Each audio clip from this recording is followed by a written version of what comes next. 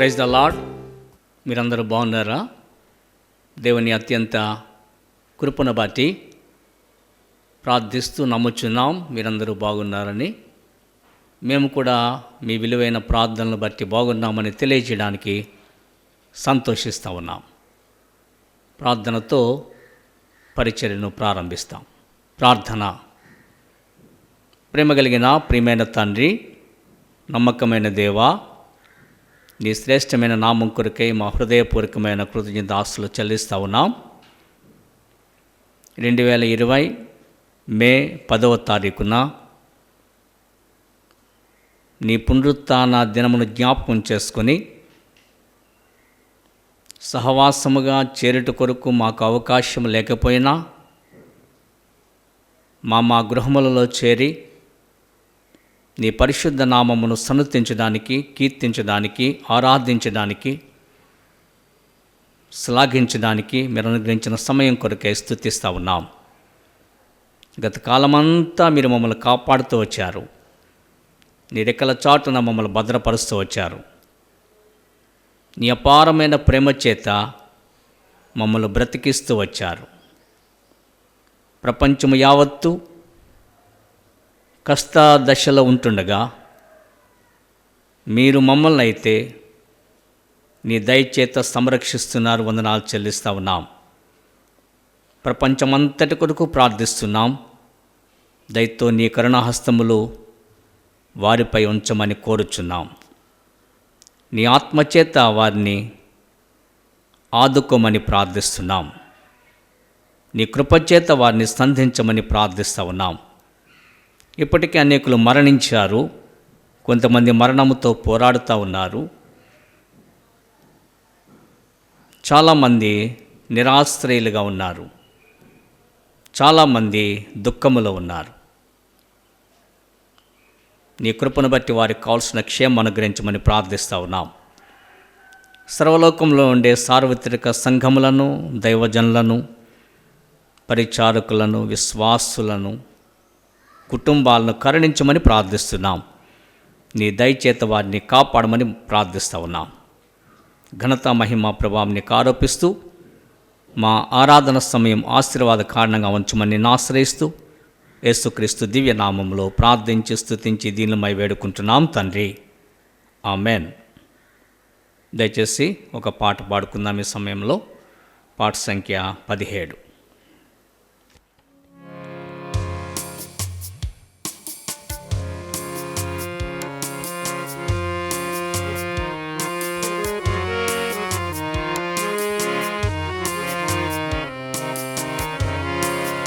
యెహోవా నా దేవా నిత్యము నేను నిన్ను స్తుతించెదా.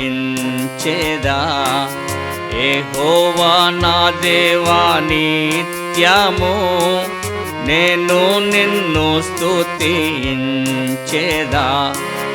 హల్లెలూయా హల్లెలూయా హల్లెలూయా హల్లెలూయా హల్లెలూయా హల్లెలూయా హల్లెలూయా హల్లెలూయా.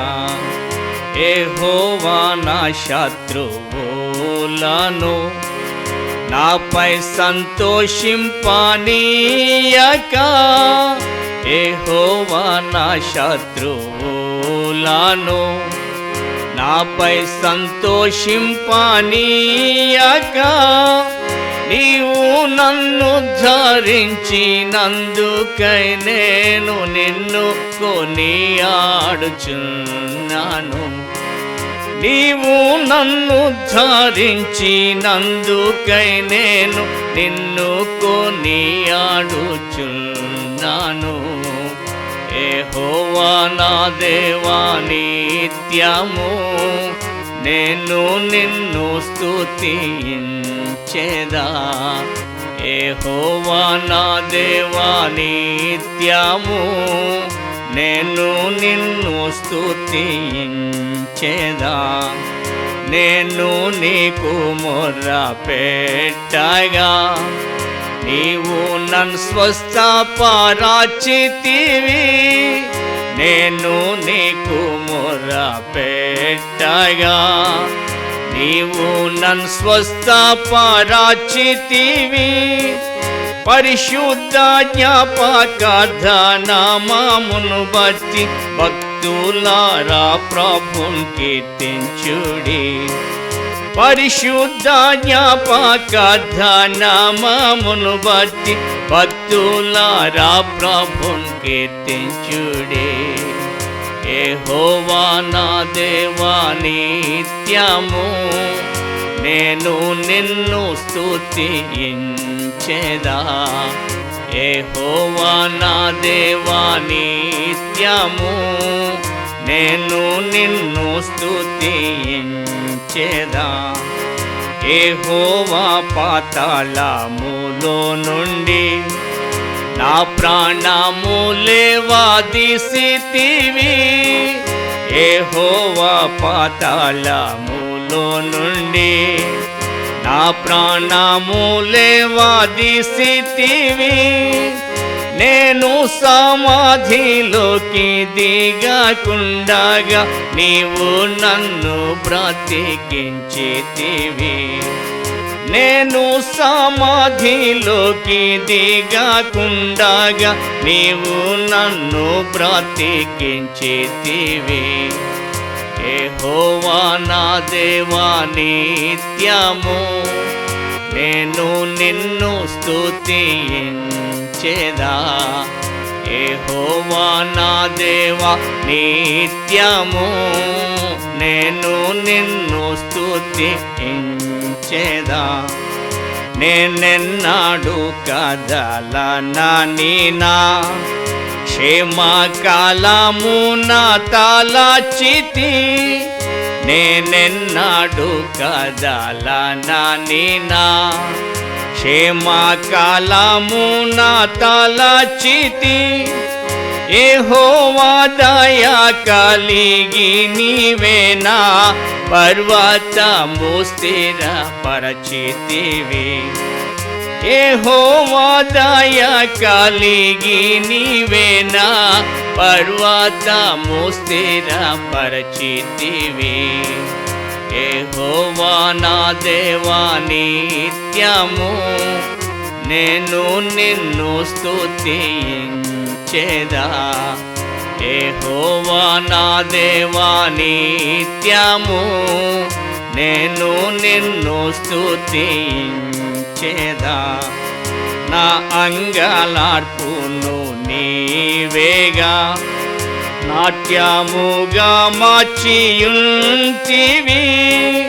నా అంగలార్పును నీవేగా నాట్యముగా మార్చియుంటివి. నా గోనె పట్ట విడిపించి సంతోష వస్త్రము ధరింపచేసితివి. నా గోనె పట్ట విడిపించి సంతోష వస్త్రము ధరింపచేసితివి.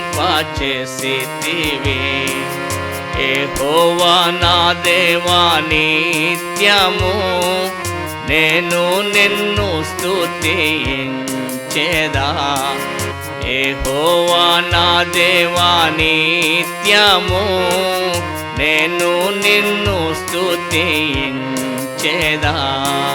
హల్లెలూయా హల్లెలూయా హల్లెలూయా హల్లెలూయా హల్లెలూయా హల్లెలూయా హల్లెలూయా హల్లెలూయా.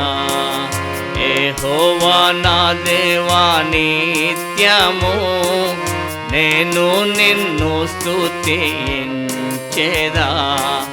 యెహోవా నా దేవా నిత్యము నేను నిన్ను స్తుతించెదా.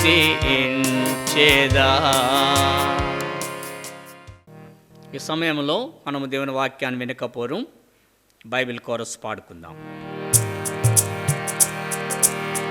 ఆనందం నాకానందం ఆనందం పరమానందం ఆనందం నాకానందం, ఆనందం పరమానందం. ఆత్మను శుద్ధిపర్చెను, ఆత్మను శుద్ధిపర్చెను. నేత్రము వలె కాపాడును, నేత్రము వలె కాపాడును. ఆడుదును నే పాడెదను, వెదకి వచ్చి నన్ను రక్షించెను. ఆడుదును నే పాడెదను, వెదకి వచ్చి నన్ను రక్షించెను. ఆనందం నాకానందం, ఆనందం పరమానందం. ఆనందం నాకానందం, ఆనందం పరమానందం. ఈ సమయంలో మనము దేవుని యొక్క వాక్యాన్ని ధ్యానిస్తాం. దేవుని వాక్యము చాలా విలువైంది కనుక వాక్యం ద్వారా మనము నూతనపరచబడతాం. ప్రభువును స్తుతించట్లో, ప్రభువును ఆరాధించట్లో సంతోషిస్తాం, ఆనందిస్తాం. ఎందుకంటే ఆయన మన పక్షంగా చేసిన మేలంతటిని బట్టి. ఇప్పుడు నేను బైబిల్ కోరస్ పాడాను, ఆనందం నాకానందం, ఆనందం పరమానందం. ఎందుకు ఆనందం? ఈ ఆనందము భూలోక ఆనందం కాదు, ఇది పరలోక ఆనందం. పరలోక ఆనందం రావడానికి గల కారణం ఆత్మను శుద్ధిపరిచాడు, రెండవది నేత్రం వల్లే కాపాడుతున్నాడు. కనుకనే భక్తుడు అంటున్నాడు, ఆడుదును నే పాడుదును, ఆయన నన్ను వెదకి వచ్చి రక్షించాడు. ఇది నిజ క్రైస్తవుని యొక్క స్తుతి ఆరాధన. కనుక ఈ సమయంలో మనం దేవుని వాక్యంలోనికి వెళుతున్నాం. కీర్తనల గ్రంథం 30 అధ్యాయాన్ని జ్ఞాపకం చేసుకుందాం.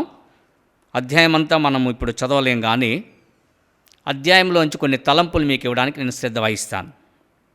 ఇది దావీదు కీర్తన. దావీదు అంటున్నాడు, యెహోవా నా శత్రువులను నా విషయమై సంతోషింపనీయక నీవు నన్ను ఉద్ధరించి ఉన్నావు, అందుకై నేను నిన్ను కొనియాడుచున్నాను. కీర్తనల గ్రంథం 30 అధ్యాయం 1వ వచనం చదివాను. నన్ను ఉద్ధరించావు, అందుకై నేను నిన్ను కొనియాడుచున్నాను. ఎందుకు కొనియాడుతున్నాడో చెప్పాడు. ఉద్ధరించాడు గనక ప్రభువును కొనియాడుతున్నాడు. దావీదు ఉద్ధరించబడ్డాడు, ప్రభువు కొనియాడబడుతున్నాడు. ఎట్లా ఉద్ధరించాడు? ఏం చేసి ఉద్ధరించాడు? ఏ విధంగా దావీదును ధన్యుడిగా చేశాడు? ఏ విధంగా దావీదును సంతోషపరిచాడు?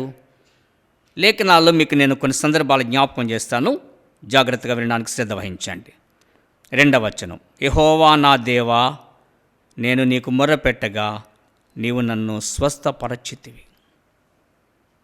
మొదటిగా మానవునికి కావలసినటువంటి స్థితి స్వస్థత.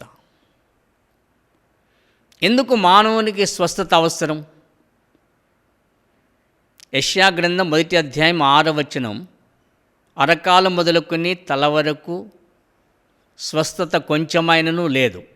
ఎక్కడ చూచినా గాయములు, దెబ్బలు, పచ్చి పుండ్లు, అవి పిండబడలేదు, కట్టబడలేదు, తైలముతో మెత్తన చేయబడలేదు. ఈ మాటను బట్టి మనం ఆలోచిస్తే మానవునికి స్వస్థత లేదు. మానవుడు స్వస్థత లేనివాడుగా కనిపిస్తూ ఉన్నాడు. మానవుడు ఆరోగ్యం లేనివాడుగా కనిపిస్తూ ఉన్నాడు. కీర్తనల గ్రంథం 38వ అధ్యాయంలో 3వ వచనం చదువుతున్నాను. నీ కోపాగ్ని వలన ఆరోగ్యము నా శరీరం విడిచిపోయాను, నా పాపమును బట్టి నా ఎముకలలో స్వస్థత లేదు. కనుక ఇటువంటి మానవుణ్ణి దేవుడు స్వస్థపరిచాడు. అందుకని అంటున్నాడు, నేను నీకు మొర్రపెట్టగా నీవు నన్ను స్వస్థపరచితివి. ఇది మొదటి అనుభవం. మరలా కీర్తనల గ్రంథం 30 అధ్యాయంలో రెండవ అనుభవాన్ని జ్ఞాపకం చేస్తున్నాను. యెహోవా పాతాళంలో నుండి నా ప్రాణమును లేవదీస్తే. మూడవ వచనం మొదటి భాగం ఏమంటే ప్రాణమును లేవదీశాం. ఎందుకంటే పాతాళము భయంకరమైనది. పాతాళము మానవుని ఎప్పుడు కూడా మృంగడానికి ఎదురు చూచేదిగా ఉంది. యెషయా గ్రంథం 5వ అధ్యాయం 14వ వచనంలో పాతాళము గొప్ప ఆశ పెట్టుకొని అపరిమితముగా తన నోరు తెరచుచున్నది. వారిలో ఘనులను, సామాన్యులను, ఘోష చేయువారును, హర్షించువారును పడిపోదురు. కనుక గొప్ప ఆశ పెట్టుకుని అపరిమితముగా నోరు తెరుచుకున్న పాతాళములో నుండి ప్రభువు దావీదును ఈ రోజున నిన్ను నన్ను లేవదీస్తున్నాడు. కనుకనే మనం ఆయన కొనియాడతాం.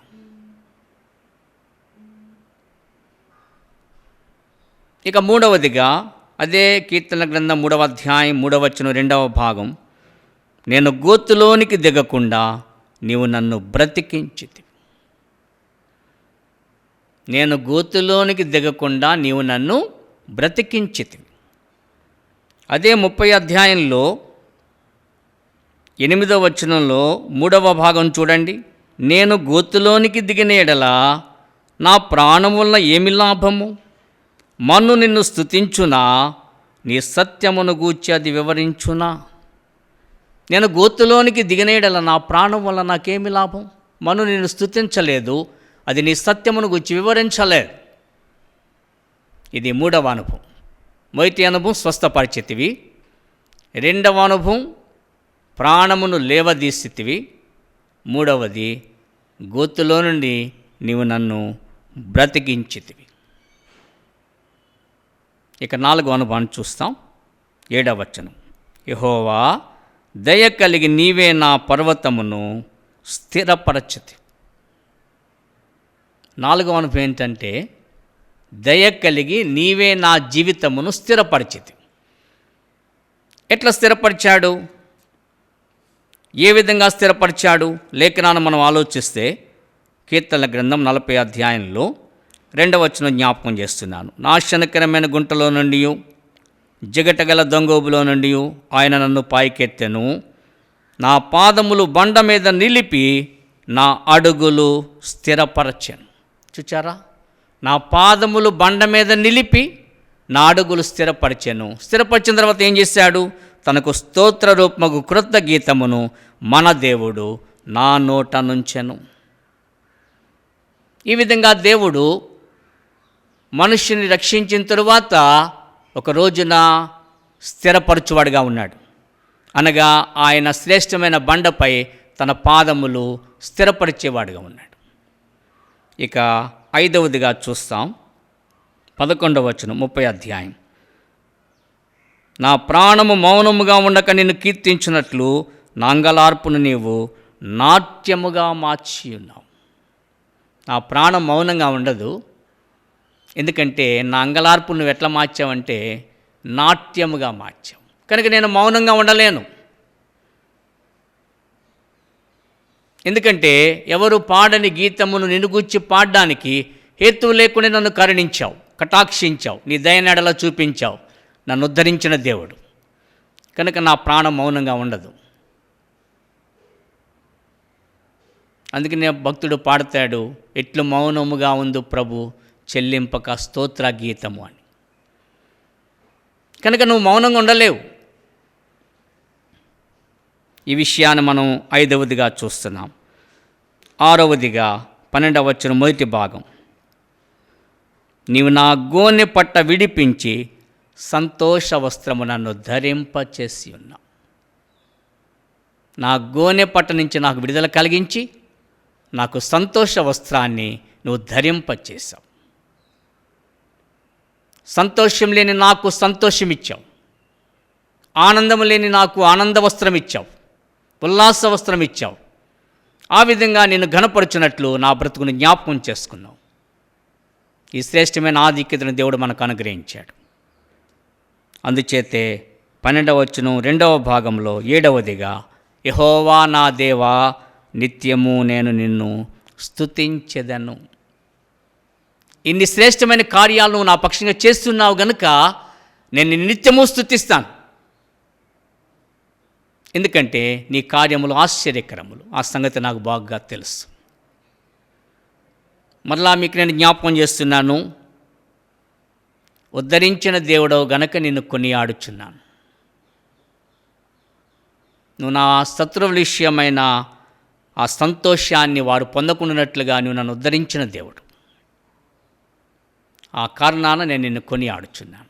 ఏమని కొనియాడుచున్నాను? స్వస్థపరిచిన దేవుడవని, లేవదీసిన దేవుడవని, బ్రతికించిన దేవుడవని, స్థిరపరిచిన దేవుడవని, నాట్యముగా అంగలార్పును మార్చిన దేవుడవని, గోనెపట్ట విడిపించి సంతోష వస్త్రము ధరింపచేసిన దేవుడవని, నా దేవా నిత్యము నేను నిన్ను స్తుతిస్తాను. ఈరోజు మనం కూడా ఈ శ్రేష్టమైన అనుభవాలు కలిగిన వారమై ప్రభువుని ఆరాధిస్తాం. దేవా, మా పితరుడైన దావీదుకు ఇటువంటి అనుభవాలు దయచేస్తున్నావు. ఈరోజు నా జీవితాన్ని కూడా ఇదే విధంగా కాపాడుతూ వస్తున్నావు, భద్రపరుస్తూ వస్తున్నావు, కనికరిస్తూ వస్తున్నావు అంటూ ప్రభువుని ఆరాధిస్తాం.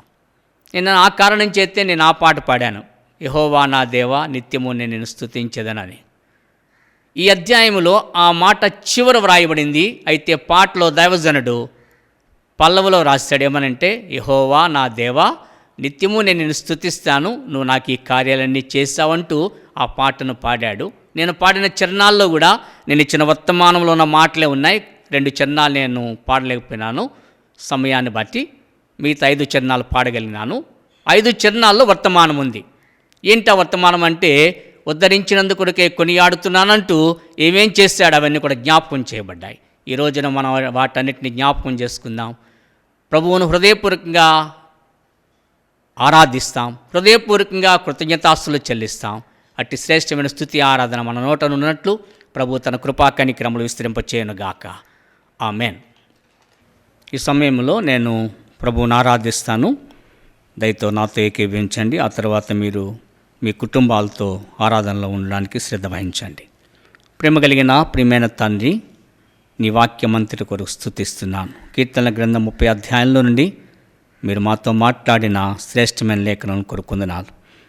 గత కాలంలో నేను కూడా స్వస్థత లేనివాడను, పాప రోగం చేత బంధించబడినవాడను. నీ కృప చేత, నీ రక్తము చేత నన్ను స్వస్థపరిచినావు దేవా.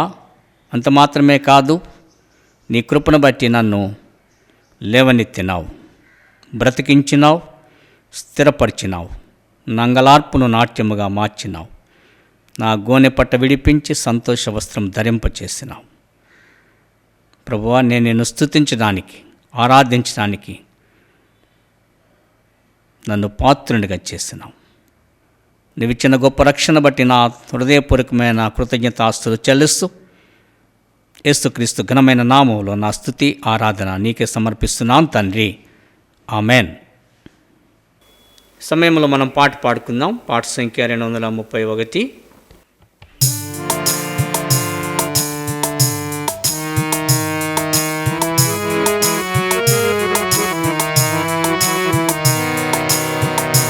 నేనే భయపడకూడని ప్రభు తెలిపెను, తన వాగ్దానములనిచ్చి ధైర్యపరచెను, తన వాగ్దానములనిచ్చి ధైర్యపరచెను.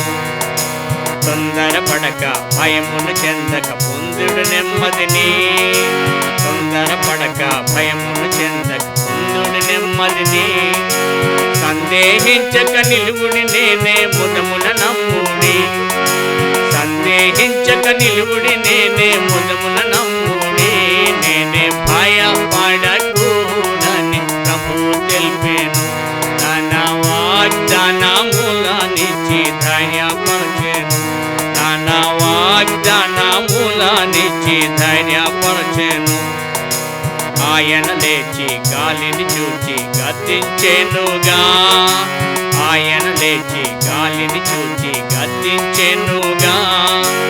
ఆయన మాటకు సముద్రము నిమ్మాలించెను, ఆయన మాటకు సముద్రము నిమ్మాలించెను. నేనే భయపడకూడని ప్రభు తెలిపెను, తన వాగ్దానములనిచ్చి ధైర్యపరచెను, తన వాగ్దానములనిచ్చి ధైర్యపరచెను. తుఫానును ఆపెను ప్రభు, అపాయము తొలగే. తుఫానును ఆపెను ప్రభు, అపాయము తొలగే. కృపను చూపి విడిపించును, కృప చాలుననెను. కృపను చూపి విడిపించును, కృప చాలుననెను. నేనే భయపడకూడని ప్రభు తెలిపెను, తన వాగ్దానములనిచ్చి ధైర్యపరచెను, తన వాగ్దానములనిచ్చి ధైర్యపరచెను. ధైర్యము నుండి నిబ్బరముగా నిలచేయుండుడి, ధైర్యము నుండి నిబ్బరముగా నిలచేయుండుడి. వైరికి మీరు జాడియాక జయమని పాడుడి, వైరికి మీరు జాడియాక జయమని పాడుడి. నేనే భయపడకూడని ప్రభు తెలిపెను, తన వాగ్దానములనిచ్చి ధైర్యపరచెను, తన వాగ్దానములనిచ్చి ధైర్యపరచెను. మీ మధ్య ప్రభు ఉన్నానను సంతోషించుడి, మీ మధ్య ప్రభు ఉన్నానను సంతోషించుడి. ఇమ్ముగ పాడుము నమ్మిక తోడా హల్లెలూయా గీతమును, ఇమ్ముగ పాడుము నమ్మిక తోడా హల్లెలూయా గీతమును. నేనే భయపడకూడని ప్రభు తెలిపెను, తన వాగ్దానములనిచ్చి ధైర్యపరచెను, తన వాగ్దానములనిచ్చి ధైర్యపరచెను. ఈ సమయంలో మనము దేవుని వాక్యాన్ని వినకపోవడం బైబిల్ కోరస్ పాడుకుందాం. నీ జీవిత నావలో క్రీస్తును ఉంచుకొని ఉన్నచో. నీ జీవిత నావలో క్రీస్తును ఉంచుకొని ఉన్నాచో, చిరునగవుతో సాహసించెదవు భీకర తుఫానులలో. సాగి వెళ్ళుచు, సాగి వెళ్ళుచు, చిరునగవుతో సాహసించెదవు భీకర తుఫానులలో. ఈ జీవిత నావలో క్రీస్తును ఉంచుకొని ఉన్నాచో, చిరునగవుతో సాహసించెదవు భీకర తుఫానులలో.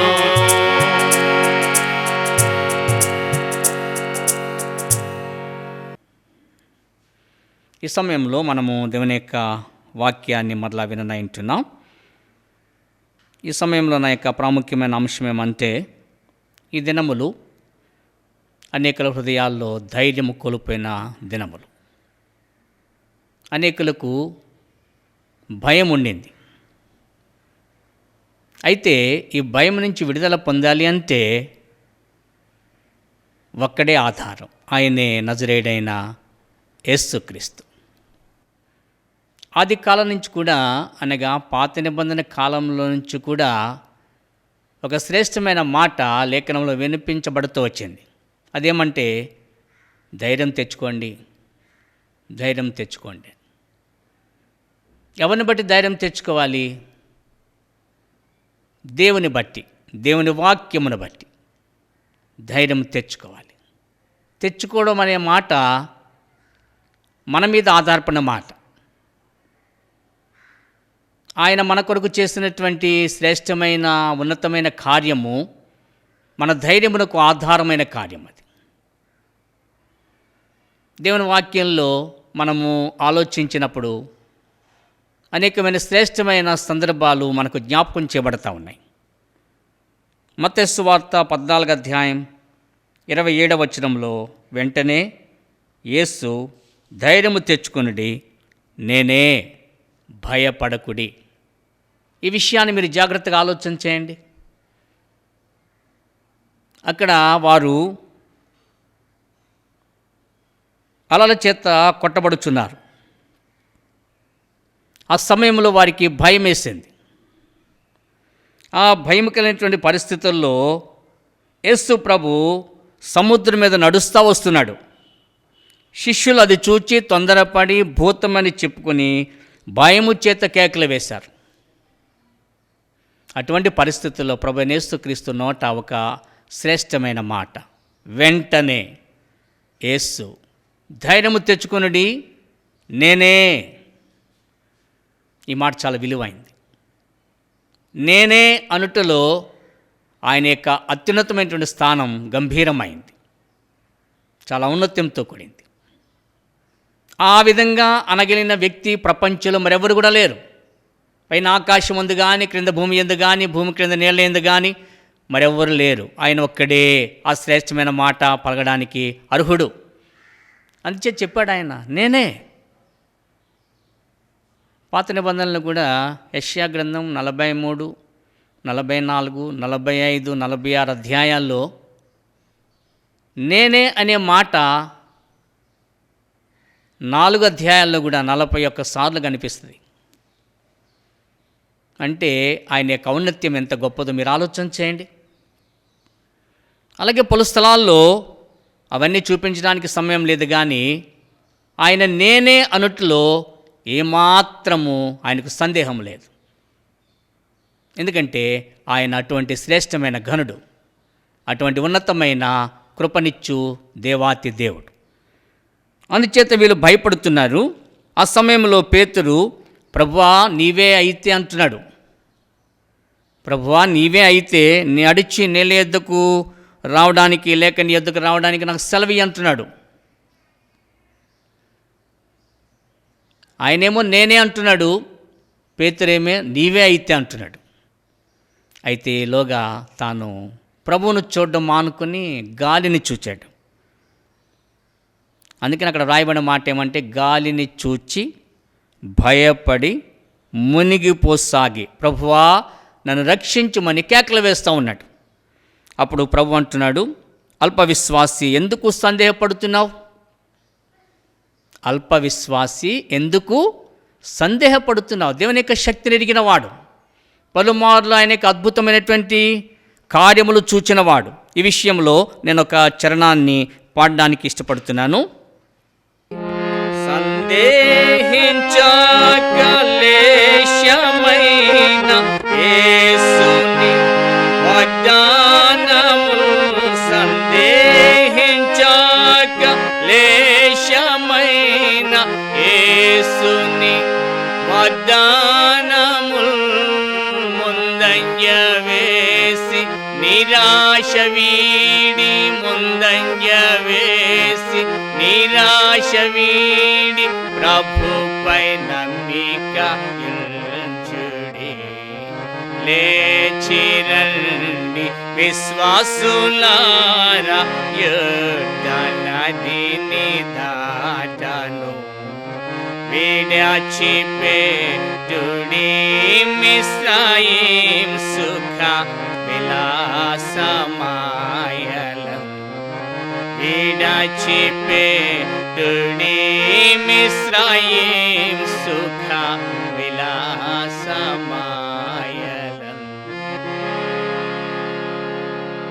సందేహించక లేశమైన యేసుని వాగ్దానములు, ముందంజ వేసి నిరాశ వీడి ప్రభుపై నమ్మిక ఉంచుడి అనే మాట మనము పాటలు వింటా వచ్చాం. ఇప్పుడు ప్రభు అంటున్నాడు, ఎందుకు సందేహపడుతున్నావు? ఎందుకు అనుమానిస్తున్నావు? ఎందుకంటే నువ్వు సందేహపడవలసిన పని లేదు. అంచేత ఈ పాటలో వ్రాయబడిన శ్రేష్టమైన మాట, సందేహింపక లేశమైన అనగా కొంచెమైన యేసుని వాగ్దానములు. ఆయన వాగ్దానాల విషయమై సందేహించవలసిన అవసరం మనకు లేదు. ఆయన వాగ్దానాల విషయమై అనుమానించవలసిన పని మనకు లేదు. ఎందుకంటే వాగ్దానం చేసిన దేవుడు నమ్మదగినవాడు. ఆయన నమ్మదగినవాడు కనుక ఆయన చేసిన వాగ్దానము ఆయన తప్పకుండా నెరవేర్చే దేవుడిగా కనిపిస్తూ ఉన్నాడు. కనుక యేసు ధైర్యము తెచ్చుకొనుడి, నేనే, భయపడకుడి. అదే సమయంలో పాత నిబంధన ఇర్మియా గ్రంథం 46వ అధ్యాయంలో ఒక చిన్న మాట చెప్తాను. రెండవదిగా, మొదటిదిగా ధైర్యము తెచ్చుకొనడి. రెండవదిగా ఇర్మియా 46:14 వచనంలో మీరు లేచి ధైర్యము తెచ్చుకొనడి. ఒకసారి ఆ విలువైన వచనాన్ని లేఖనంలో చదవడానికి శ్రద్ధ వహిస్తాం. ఐగుప్తులో తెలియచేయడి, మిగ్దోలులో ప్రకటింపుడి, నోపులోను తహపనేసులోను ప్రకటన చేయడి. ఏమనగా, ఖడ్గము నీ చుట్టూనున్న ప్రదేశములను మృంగివేయుచున్నది, మీరు లేచి ధైర్యము తెచ్చుకునండి. ఖడ్గము మీ చుట్టూ ఉన్న ప్రదేశాలను మింగేస్తుంది. ఈనాడు ప్రపంచంలో అనేక మంది మరణిస్తూ ఉన్నారు. తెగులు అనేకులు మృంగేస్తూ ఉంది. కానీ మనకు వినబడే మాట ఏంటంటే, మీరు లేచి ధైర్యము తెచ్చుకోండి. అందుకనే పాటలో లేచి రండి విశ్వాసులారా, యొర్దాను నదిని దాటను. కనుక రెండవ అనుభవం ఏంటంటే, మీరు లేచి ధైర్యము తెచ్చుకోండి. ఇక మూడవ అనుభవం జ్ఞాపకం చేస్తున్నాను. లూకాసు వార్త 21వ అధ్యాయంలో ఒక వచనాన్ని మీ ఎదుటికి తీసుకుని వస్తాను. లూకాసు వార్త 21వ అధ్యాయము 28వ వచనం. ఇవి జరగనారంభించినప్పుడు మీరు ధైర్యము తెచ్చుకొని మీ తలలెత్తుకొనుడి, మీ విడుదల సమీపించుచున్నదనెను. ప్రభువైన యేసుక్రీస్తు వారి యొక్క ప్రసంగంలో మాట ఏంటంటే, మీరు ధైర్యము తెచ్చుకొని మీ తలలెత్తుకొనుడి, మీ విడుదల సమీపించుచున్నది. కనుక ధైర్యము చెడిన వారు ఉన్నారా? ధైర్యము కోల్పోయిన వారు ఉన్నారా? నీ ప్రభువు నీతో ఈ సమయంలో మాట్లాడుతున్నాడు. నువ్వు ధైర్యము తెచ్చుకో, లేచి ధైర్యము తెచ్చుకో. అంత మాత్రమే కాదు, ధైర్యము తెచ్చుకొని మీ తలలెత్తుకొనుడి, మీకు విడుదల సమీపమైంది. ఇక 4వదిగా జ్ఞాపకం చేస్తున్నాను. హెబ్రీయులకు రాసిన పత్రిక 10వ అధ్యాయం. హెబ్రీయులకు రాసిన పత్రిక 10వ అధ్యాయం 35వ వచనాన్ని జ్ఞాపకం చేసుకుందాం. హెబ్రీ 10:35 వచనం జ్ఞాపకం చేసుకుందాం. కాబట్టి మీ ధైర్యమును విడిచిపెట్టకుడి, దానికి ప్రతిఫలముగా గొప్ప బహుమానము కలుగును. మీరు దేవుని చిత్తము నెరవేర్చిన వారై వాగ్దానము పొందు నిమిత్తము మీకు ఓరిమి అవసరమైనది. కనుక 4వదిగా నేను ముగింపులో చెప్తున్నాను, మీరు ధైర్యాన్ని విడిచిపెట్టొద్దు. అపవాది మీ ధైర్యాన్ని విడిచిపెట్టినట్లుగా చేస్తాడు. వాడు ఎంతసేపు అధైర్యాన్ని, అనుమానాన్ని, సందేహాన్ని కలిగించడానికి ప్రయత్నిస్తాడు. వాడికి చోటు ఇవ్వకూడదు, వాడికి స్థానం ఇవ్వకూడదు. వాడు చూపించే సంగతుల వైపు నీ దృష్టి వెళ్ళకూడదు. నీ పని హెబ్రీయులకు రాసిన పత్రిక 10వ అధ్యాయం 35వ వచనం రాయబడినట్లుగా నువ్వు ధైర్యాన్ని విడిచిపెట్టకూడదు. రెండవది, మీరు లేచి ధైర్యం తెచ్చుకొనుడి. మూడవది, ధైర్యము తెచ్చుకొని మీ తలలెత్తుకొనుడి. 4వది, మీ ధైర్యమును విడిచిపెట్టకూడదు. ఇట్టి శ్రేష్టమైన 4 అంతల అనుభవం మనం కలిగి ఉండడానికి దేవుడు మనకు వాగ్దానం చేశాడు.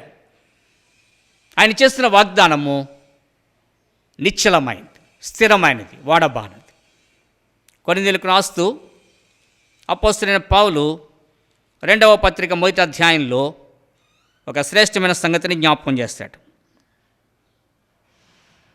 1వ అధ్యాయం 20వ వచనం. దేవుని వాగ్దానములు ఎన్ని అయినను అన్నియు క్రీస్తునందు అవునన్నట్టుగానే ఉన్నవి గనక మన ద్వారా దేవునికి మహిమ కలుగుటకై అవి ఆయన వలన నిశ్చయములై ఉన్నవి.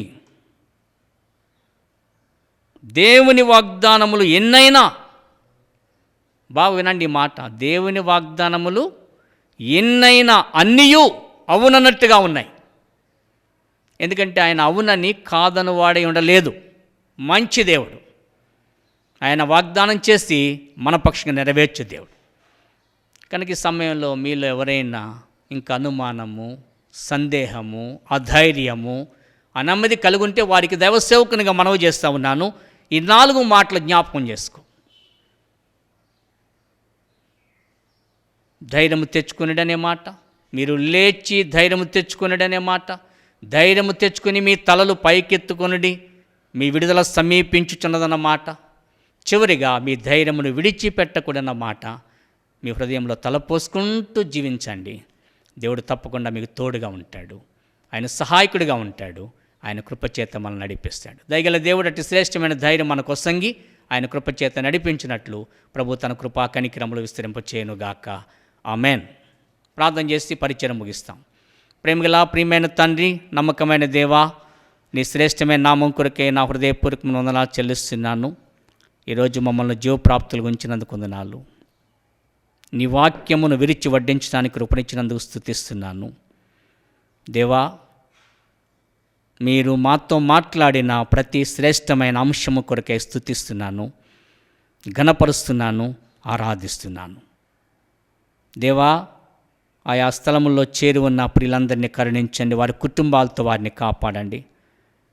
సర్వలోక పరిశుద్ధులను, సార్వత్రిక సంఘమంతటిని నీ పాదం దగ్గర ఎత్తుపడుతున్నాం. ప్రపంచములో చెదరి ఉన్న పరిశుద్ధులందరినీ నీ పాదం దగ్గర ఎత్తుపడుతున్నాం. నీ దయచేత నీ ప్రజలను కనికరిస్తూ రండి, నీ కృపచేత వారిని కాపాడుచూరండి. నీ వాగ్దానములు వారు నమ్మునట్లు వారికి ధైర్యము కలిగించండి. ఆ రీతిగా నీ ప్రసన్నత వారికి తోడుగా ఉంచండి. ఘనత మహిమ ప్రభావం నీకు ఆరోపిస్తూ యేసుక్రీస్తు దివ్యనామములో ప్రార్థించి స్తుతించి దీనిమై వేడుకుంటున్నాం తండ్రి, ఆమెన్. తండ్రి అయిన దేవుని ప్రేమ, ప్రభు అయిన యేసుక్రీస్తు అత్యంత కృప, పరిశుద్ధాత్మని నిత్యమైన ఆదరణ మనకు తోడుగా ఉండి ఆయన వాక్యము ద్వారా మనల్ని ధైర్యపరిచి తన కృపచేత మనల్ని ముందుకు నడిపించునుగాక. ఆమెన్. Praise the lord.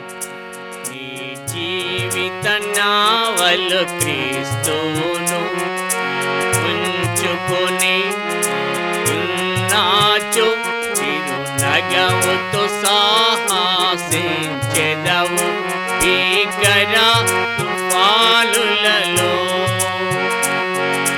సాగి వెళ్ళుచు, సాగి వెళ్ళుచు, చిరునగవుతో సాహసించెదవు భీకర తుఫానులలో. ఈ జీవిత నావలు క్రీస్తును ఉంచుకొని ఉన్నాచు, చిరునగవుతో సాహసించెదవు భీకర